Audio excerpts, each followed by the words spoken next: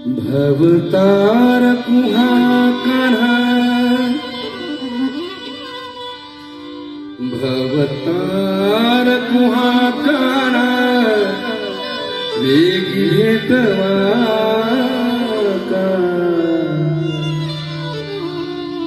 घनु माझे गुण गुणा वारा वाहे गुण गुणा घनु माझे गुणा वारा वाहे गुणा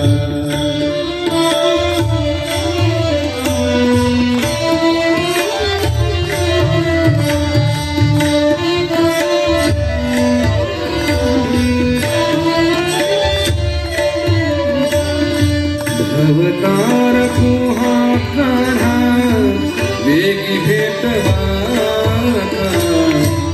भगवाजे गुण गुणा वारा वाहे गुण गुणा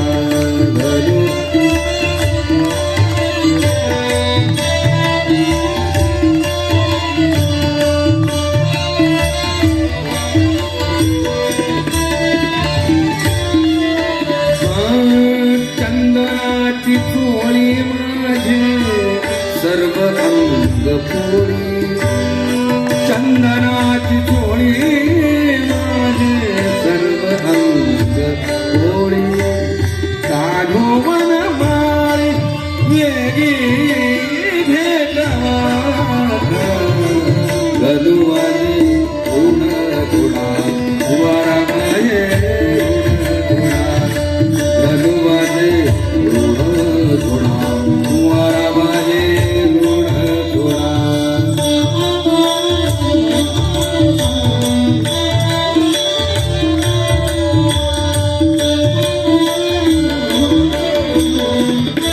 माऊलींची अवस्था बघा.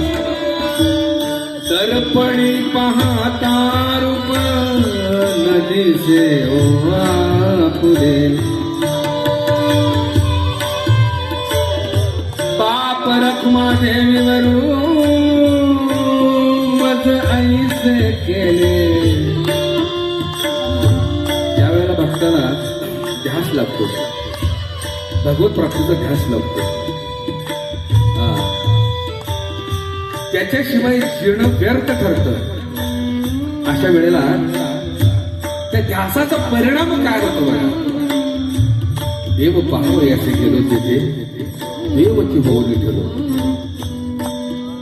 पांडुरंग कांती दिव्य तेज झळकती रत्न खेळ फाकती प्रभा अगणित लावण्य तेज पुंजाळले न वर्णवे तेजेची शोभा.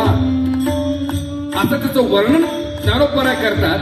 अरे बास ज्याच्यासाठी मी या मनुष्य देहात आलोय तो एकदा भेटावा आणि माझ्या जीवनाचं सार्थक व्हावं तो प्रियकर भेटावा म्हणून आत्मस्वरूप प्रियसी परमात्म्याला हाक मारते हाक मारते हाक मारते आणि एवढी चिंब भिजून जाते एवढी गुंतून जाते त्याच्यामध्ये.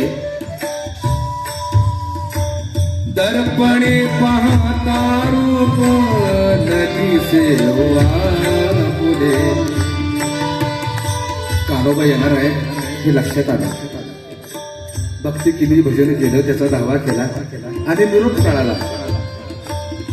निरोप असा कळाला की बाई ग तुझी इच्छा पूर्ण करण्यासाठी तुला भेटण्यासाठी कान्हा येतोय असं म्हणाल्याबरोबर माऊली म्हणाले अनंत जन्म जो मला भेटला नाही ज्याच्यासाठी मी प्रयास केला प्रयत्न केले मरमर मेले खपले हो माझ्या भक्तीनं माझ्या साधनेनं माझ्या चिंतनानं तो आता मला भेटणार आहे. पण पहिल्यांदा भेटणार आहे मी जरा छान दिसावी मी जरा देखणी दिसावी नाही का. बऱ्याच काळानंतर प्रियकर जर प्रियसीला भेटायला आला तर प्रियसी जरा नटते सजते धसते नाही. तसं माऊली नटले सजले धजले आणि देवाला भेटायच्या आधी मी कशी दिसते म्हणून आरशा पुढे जाऊन उभे राहिले.